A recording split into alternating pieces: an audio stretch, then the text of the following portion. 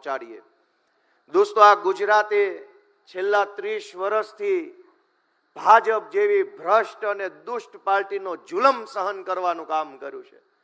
ગુજરાત ક્યારેય આવું નહોતું। ગુજરાત તો ક્રાંતિની ધરતી છે। આ ગુજરાતની ધરતી ઉપરથી ગાંધી બાપુ જેવા એક સામાન્ય માણસે હુંકાર ભર્યો કે દેશમાંથી હું અંગ્રેજોને હટાવીશ।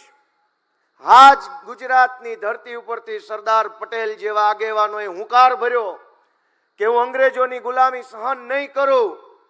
પણ દોસ્તો, આપણે આપણા આત્માને પૂછવું પડશે કે જે ગુજરાતની ધરતી ઉપર ગાંધી અને સરદાર હુંકાર ભરે અને અંગ્રેજોને ભગાવે, એ ગુજરાતની ધરતીનો આજનો યુવાન શું આ ભાજપને નહીં ભગાડી શકે? આ ભાજપની તાનાશાહી નહીં હટાવી શકે? શું ગુજરાતનો યુવાન ગાંધીના રસ્તે નથી? દોસ્તો, ગુજરાતના યુવાનોને હું વિનંતી કરું છું કે જાગો, તમારા આત્માને જગાડો, તમારી અંદર બેઠેલો ક્રાંતિકારી યુવાન જગાડો, સંઘર્ષનો રસ્તો પસંદ કરો અને સાથ આપો। આપણે બધા ભેગા મળી અને આ ગુજરાતને ભાજપની ચુંગાલમાંથી છોડાવવાનું કામ કરવાનું છે।